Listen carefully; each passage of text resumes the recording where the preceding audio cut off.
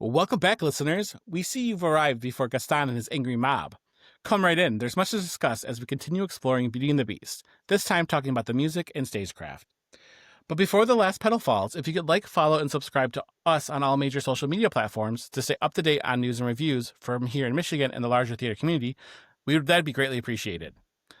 Spoiler warning, if you haven't seen the North American touring production of Beauty and the Beast, the musical, and wish to remain unspoiled about what you can expect, then run away faster than Philippe. And return once the spell is broken. However, if you're still here, get ready for the most beautiful and beastly show on tour. RJ, fellow backseat babe, we're back. Part 2. Rip Philippe.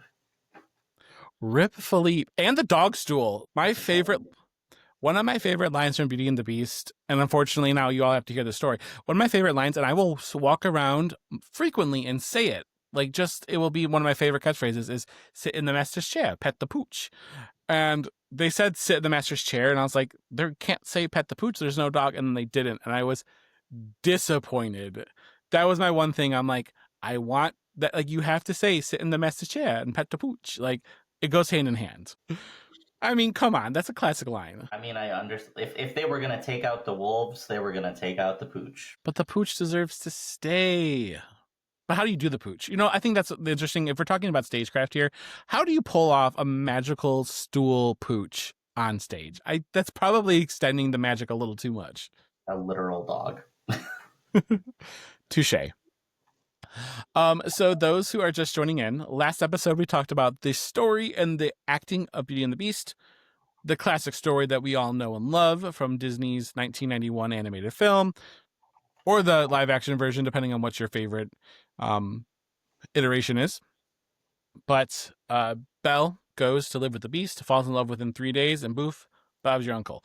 But now we're going to turn towards the music, the stagecraft, the costumes. We want to talk about everything that is not the story and the characters.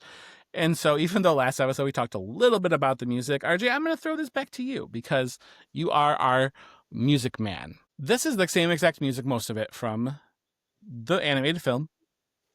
Correct. How do you feel that it transitioned to the stage? How do you feel like that was for the show? I mean, again, recreating the animation down to what the village houses look like and the little bridge.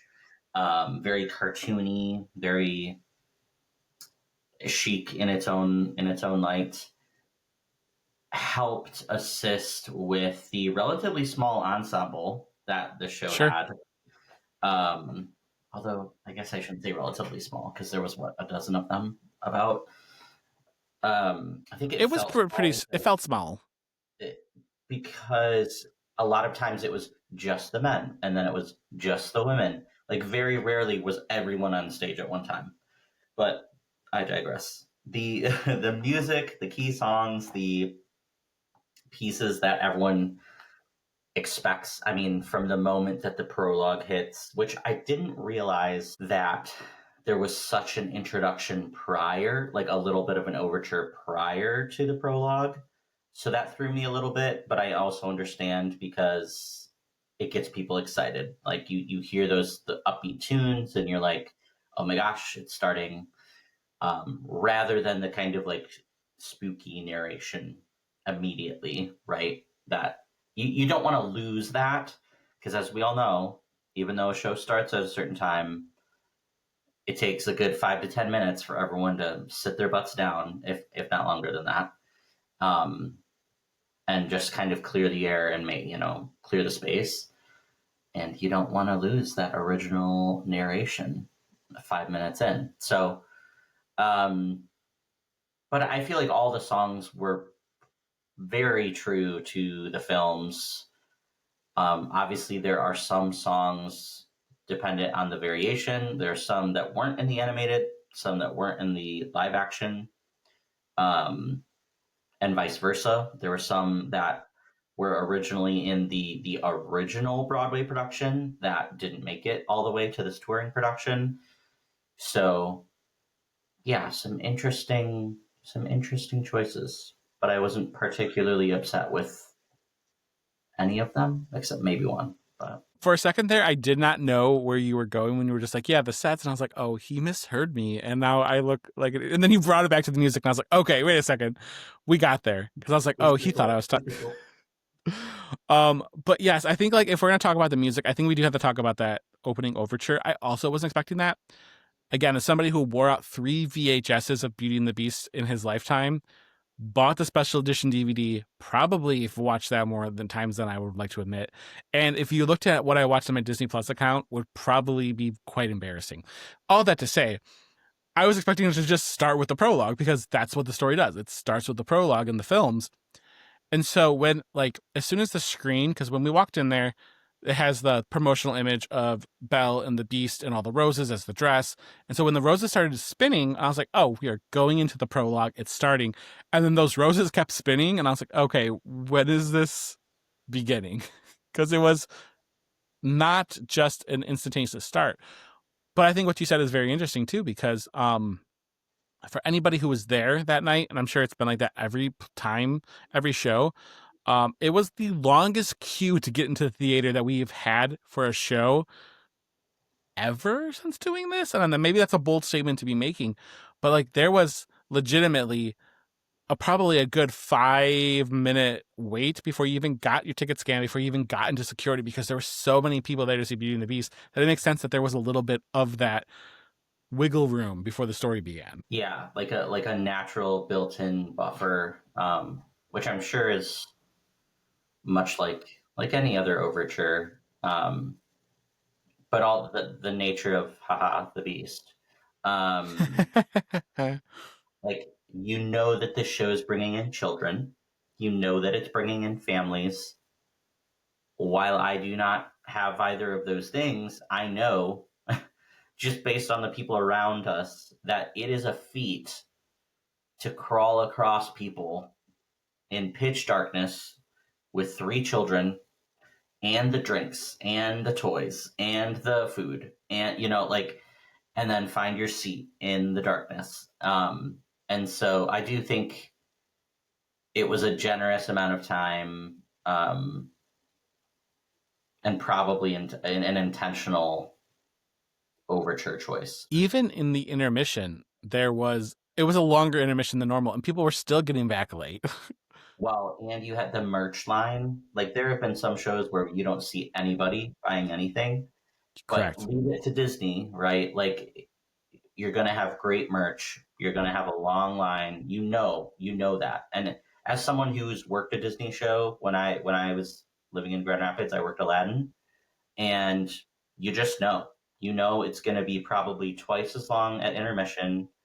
And they know that too. Like all of this information is coming from backstage, um, and you know that there's bathroom waits, and you know that Jim and John have to go get the Beast doll at the stand. Sure. So yeah, makes sense to me. I think you meant RJ and Brian had to go get the Beast doll during intermission. Ryan definitely had to go. I thought about it, and then that line was so long. I said, you know what? I don't have to be that person. But I truly, truly, truly thought about it. Um, so that being said, we have all of the quintessential Beauty and the Beast songs. We have Belle. We have Be Our Guest. Beauty and the Beast, Gaston, Mob Song. Of the ones that we know without like from the animated films, which one really hit the notes for you? Or like which one struck you as like the maybe the most changed? Because I know there's one that was the most changed, but Well, I think like the quintessential Beauty and the Beast, like you could have just put it in a track with the movie, right? Like you basically, it was exactly copy paste, which is what everyone wants. They want that. do not Uh, change it. Like that is not one that you need to it, change. don't mess with it. Everybody will cry. It'll be fine. And I'm sure you have thoughts on this one too. Be Our Guest. Typically, I'm not the biggest fan, but for some reason, was like made me emotional. uh, Okay. but I think it's because I wasn't expecting it to be such a spectacle. I was very curious as to what they were going to do, right? Like we know how the animated film goes, but even the live action, obviously, there's all of the CGI and what have you. So I'm like, what do you do in person? And I've even seen the Disney World version of the show. So I've Sure. seen them come out in those massive costumes, right? But they definitely took an approach that I wasn't particularly expecting, but was pleasantly surprised by. And it I think it ramped up the production value for the show. Was it specifically the 10-minute dance number that was attached to the end of it? Wow, was it a lot? I was like, but you are making every stereotypical like classic musical theater person so happy right now. Like I think they Sure. had every type of dance, right? Like you had kind of like ballroom, and then you had tap, and then you had modern, and you had like this the sync. I don't even know what to call that part of it. Like, um, so I feel like it just hit so many different areas that you couldn't not be pleased. Aside from it being so long, you couldn't not be pleased with what they were literally doing. Um, It was but you were truly a right. spectacle. I was like, when is it gonna be over? Not that I don't love and think that you guys are doing a great job, but I'm exhausted just looking at you. I don't know if you recognized in that song. Um Unfortunately, everyone's gonna find this part out. I'm somebody that has to always get up, stretch my legs, use the bathroom during intermission, and I knew that the next song was the last song, and so I kept having my folder, and I kept like handing it, like going to hand it to you, and then like they'd go back to start tap dancing, and I would like take it back, and then I'm like, okay, we're almost done. I'm gonna hand it to you, and then like I was like, oh no, we're and I just want to say this. I loved that number. It was long. It was long. It was really cool. I loved that they did many things with it. But man, was it long? Because I was like, this is a song that never ends. Like we were just kept going. They added one more thing, one more spectacle. They shot out confetti. Like there was so much going on. Um, I do wonder if that song is overwhelming for younger kids now. Well, and it's yeah, there's so much happening, and I'm curious. I'm now gonna try to actually look up how long it is because there's so much happening, and it's not just all happening in one place. And was very thrown by the, and I don't know if it was a live camera or not, but what seemingly was an eagle eye view of the stage with additional dance um, happening. I was like, I'm not sure. Like, while this is very cool and very unique, um, didn't need it really. I think Yeah, it was trying to imitate the image that we get in the animated film, right? Of all of the designs and all of the things happening with all of the objects. But after basically an hour and a half of show, um, people are pretty like we had kids in front of us, we had kids in back of us, and I'll just say they were so done after done. honestly not even that far in. And it could have just been those kids specifically. I am sure that there were children who were enthralled. Um, but you also have, yeah, it's too much maybe stimulation.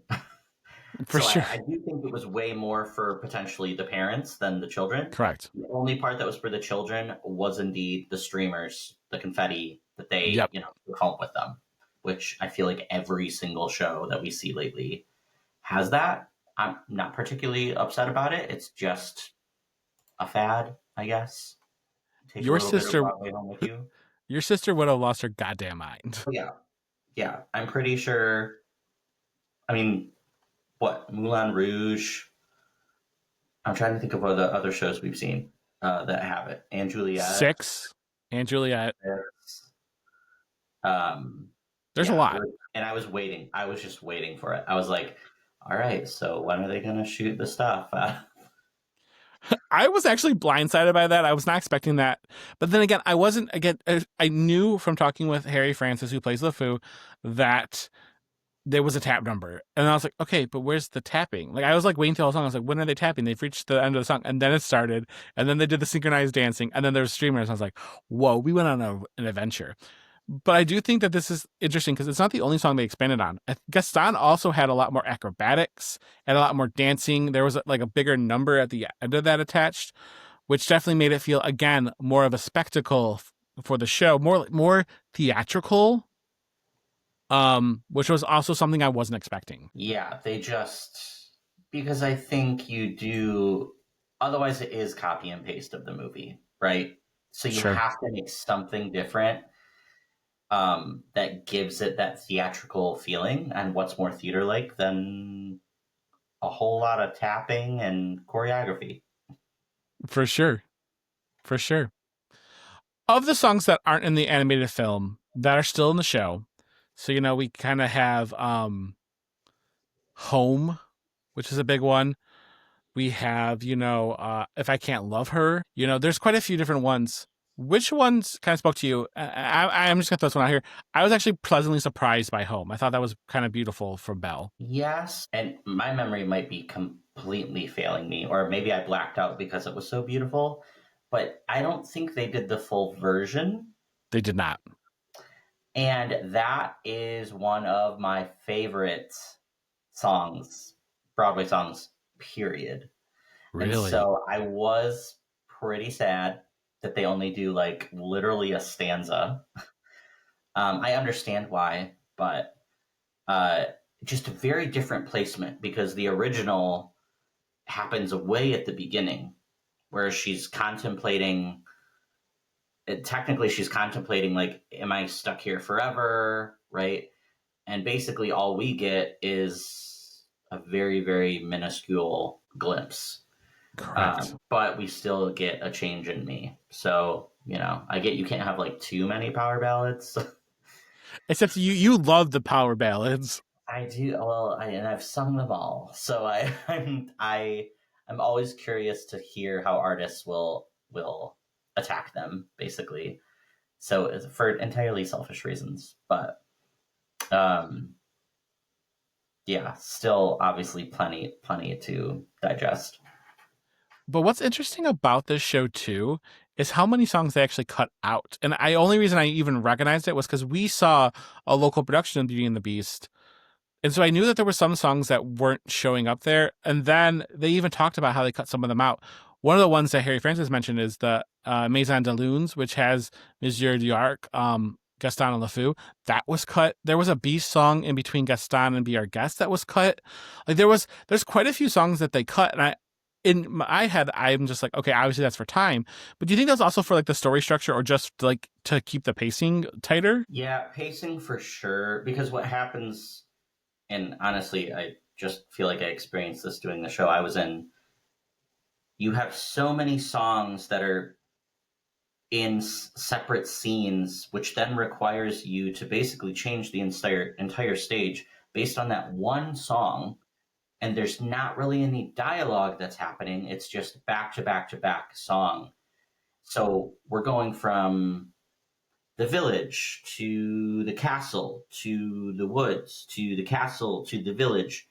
And so when you take those out, you're not only taking out the song time, but you're taking out the transitional periods as well. And something that elongates, as we've experienced, the thing that can elongate a show the most are those transitions. Even if they're just 10 seconds, it feels like forever sometimes. So I can understand why I mean, Act Two, God, I felt like I blinked and it was over. So I think they could have kept some of that in. I did feel like everything around the mob song was just so short. The before, the after, um, but Well, kind of looking at the list, when you're saying that, okay, so Act Two, we have the wolf chase coming back from that. Something There, which is in the castle. Human Again, which is in the castle. Then Maison de Lunes would have been in the village, and then you go back to Beauty and the Beast, which is in the castle. So, like, obviously, that you're right. That would have been really out of place and a really big transition to go. Now we're bringing the village back out, and We're bringing out Gaston's, the tavern.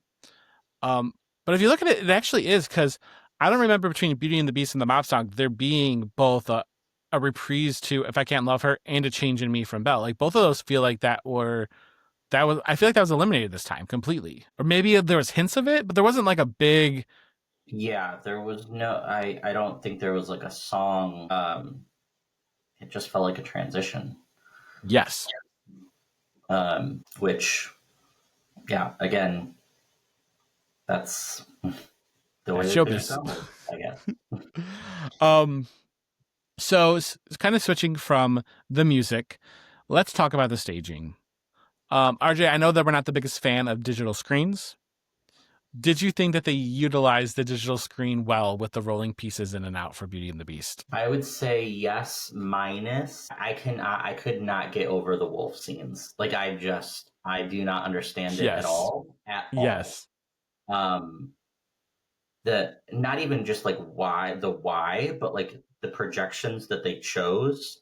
This massive like, and I get they're trying to probably again. I'm an adult, so I'm not like scared by a big projection. I could perceive that as they wanted to make it scary for children. Um, and obviously, you're saving time, you're saving money, you're saving actors from another costume change. I get it. But really, even just having like one or two people dress up in a mask and all black, because the rest of the stage was completely dark anyway. The and God bless all of them that had to act to no one, right? Like every time there was a projection and Belle's like, or Beast is like, whatever. I was like, that's actually my worst, like my least favorite kind of acting is acting Sure. to nothing.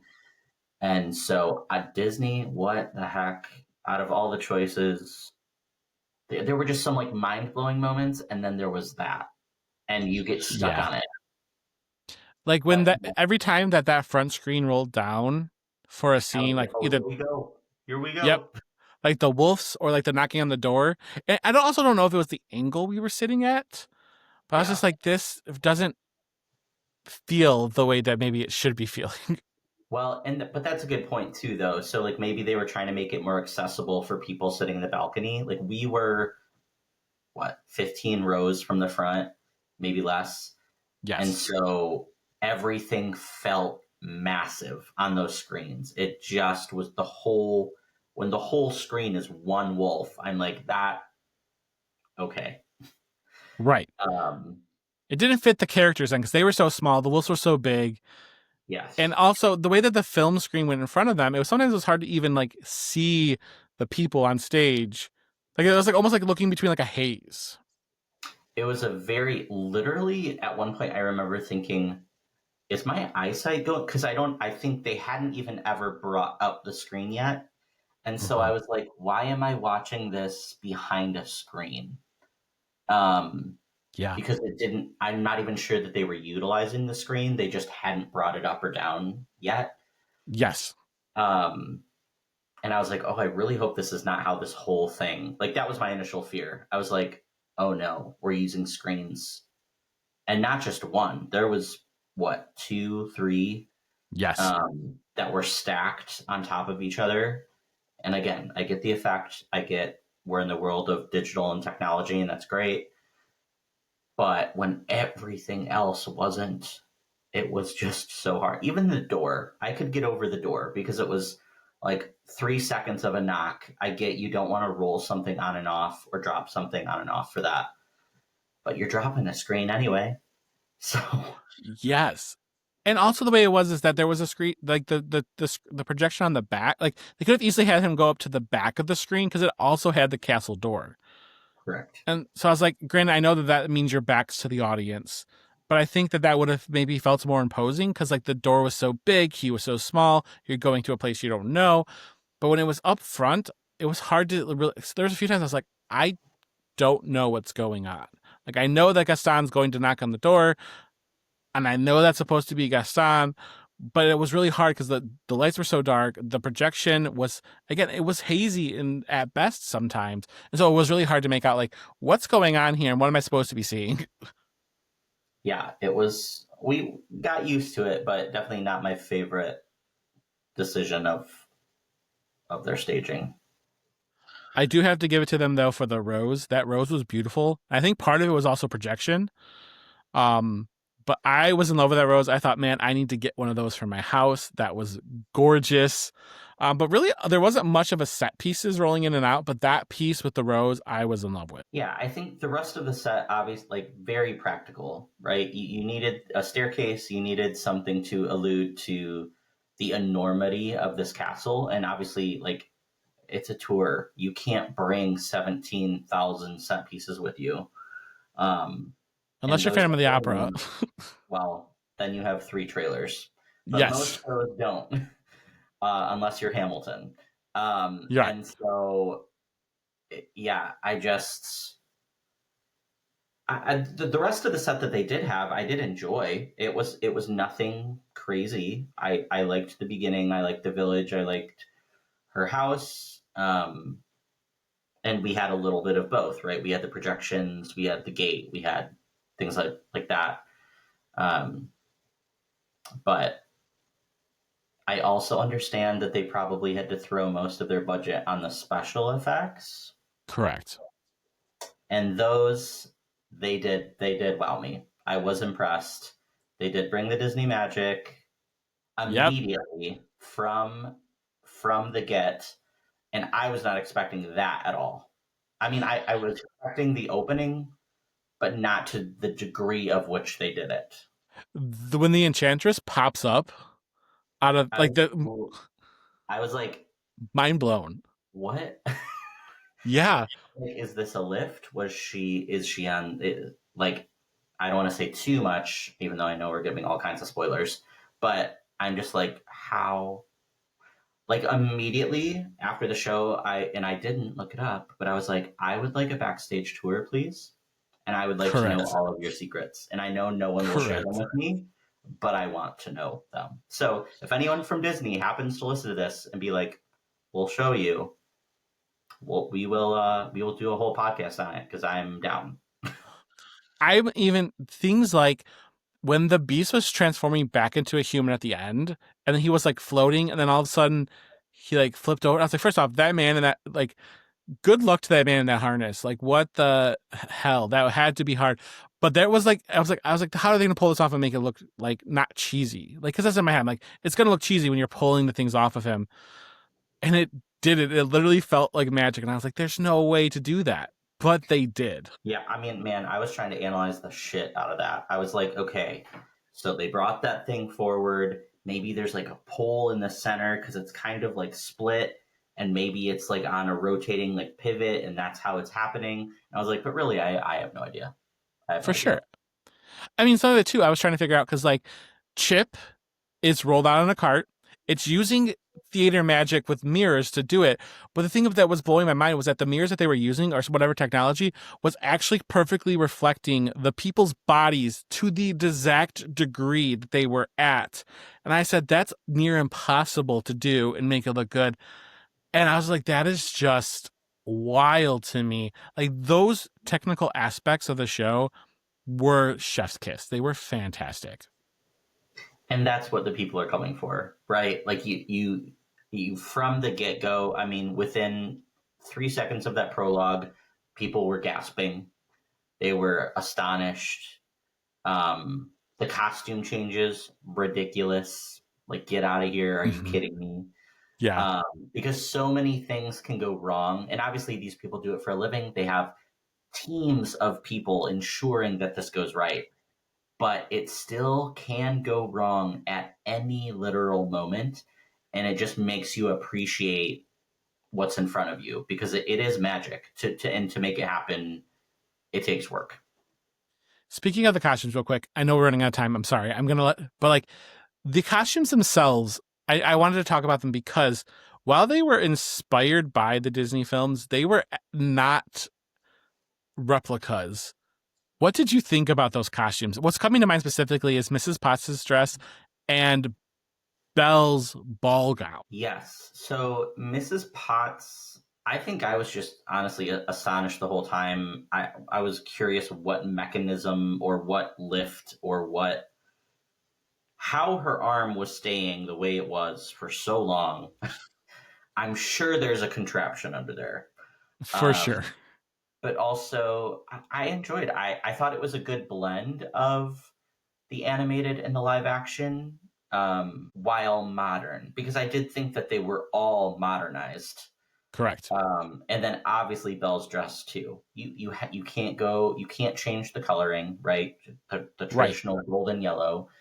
But I did appreciate, like, we weren't trying to be in the 90s, right? We weren't Right. trying, and honestly, like, probably way easier to maneuver as an actress. Something that doesn't, I mean, she obviously still had plenty of skirt to handle, but uh, still equally shocking. Like, everyone, I distinctly remember when the scrim came up again for that scene specifically, even though you had kind of seen her in the background when that went up, the audible gasp from the audience, it just was. Sure. But I can see how some people would be like, oh, like, I want that same, I don't know, the dress design type. Sure. But Um, like even some of the things about that dress, like in the movie, it kind of like it hangs off here and on the shoulders, but they added like a necklace. And I was like, that probably makes it more stable to dance in on stage without having to worry about some kind of wardrobe malfunction in front of families, you know? yeah, yeah. And again, the quick change. Yeah. Uh, there is no time to ensure that, yeah, you don't want a bra slipping or you know what I mean, like, in order Correct. to avoid all of these things from happening, which maybe previously they did have the dress, but it did happen so many times that they were like, we have to change it, or we have to make it lighter, we have to make it more breathable. Sure. um, and I do think Disney overall, over the last few decades, has made those adjustments accordingly when it comes down to the people representing their brand, For the sure. actors, the actresses, because they know, like, a lot of those costumes, when they were designed, they weren't designed with real people in mind. They were designed as animation. And animated people can do whatever the heck they want. They don't have to, you know, Right. dance and sing across the stage in a 50-pound dress. Correct. So, So one thing before we wrap it up and give our final verdicts, I do want to let people know let's do some reminders here, people. This is a show for kids. Parents, though, let's make sure that when we bring our kids that we are having some kind of theater etiquette and or preparing these kids or like making sure they're old enough, but also people who are coming there also remember there's young kids there. And so like I'm saying this because there was some tension in the audience going on between like young kids on the phones making noise, people getting mad, turning around and kind of shushing them, making some comments. Like I get the theatrical experience, but I feel like from both sides, we have to remember this is a show geared for families and kids, but also let's remember that adults are going to this too, and to find that balance somewhere in between that. yeah, 100%. At the end of the day, we want everyone to enjoy it, right? And we get that everyone is probably paying a good chunk of change for their whole family, especially children, to be there.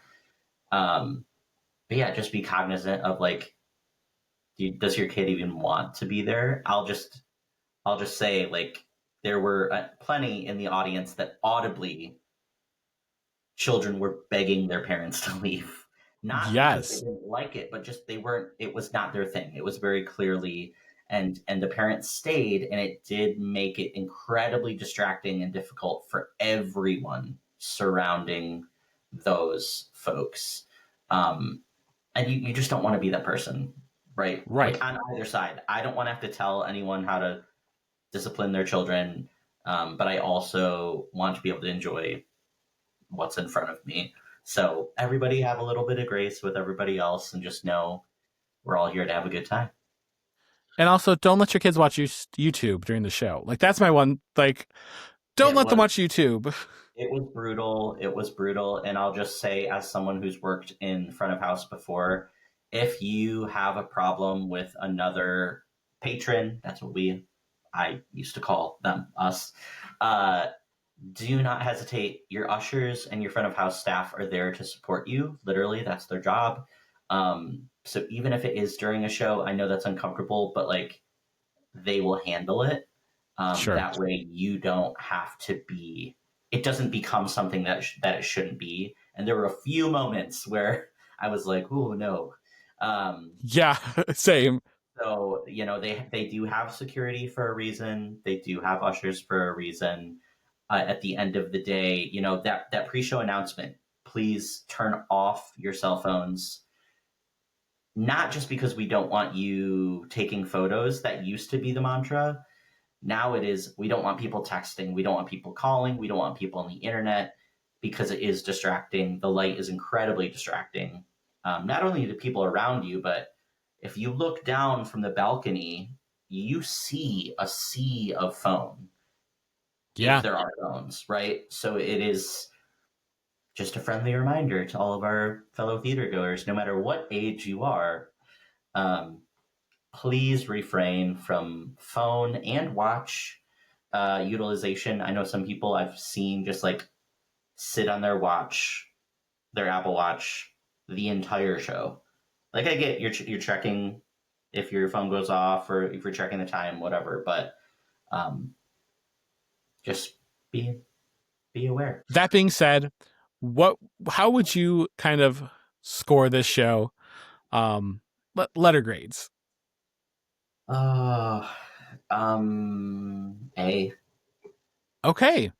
I'm gonna give it a B plus. I think I gotta play devil's advocate here. I think I was such a Disney kid that this one was like, again, I think I went into it being like I'm gonna hit all my favorite parts, and there was a few that I was like, okay, it's not exactly what I was expecting, but it was still really, really good. Yeah, and I think I went in it maybe not the opposite, but I was like, I had heard previous reviews. I had, maybe formed some opinions, and those kind of were squashed. So I feel like it turned out better for me than I anticipated. Would you see it again? I want to say yes. Not just, I don't think I would go by myself, but I would go to watch.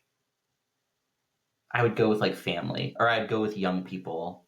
Like I would, when my nephew gets older, maybe take him. Yes. Just like the experience of magic. Same reason I go to Disney World, right? Like, correct. It's not really for me. But I love seeing the joy that it brings other people, and that is the magic that Disney brings to the show as well. So, how about you? That sums it up perfectly. I would go see this again. Yes, I think that I would want to go see this with like my family, or like people who haven't seen it before, or people that loved it and then want to experience that, or my nieces and nephews being young. I think that would be really cool because it reminds me a lot of I'm one of those people. Every Christmas morning we watch the Christmas parade, and like even though everyone else has outgrown it, I haven't.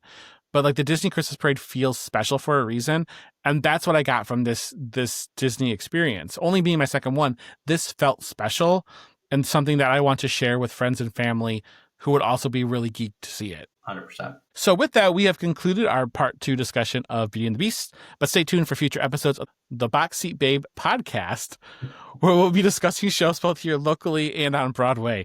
Thank you again for joining us here in our box seats. Till next curtain call.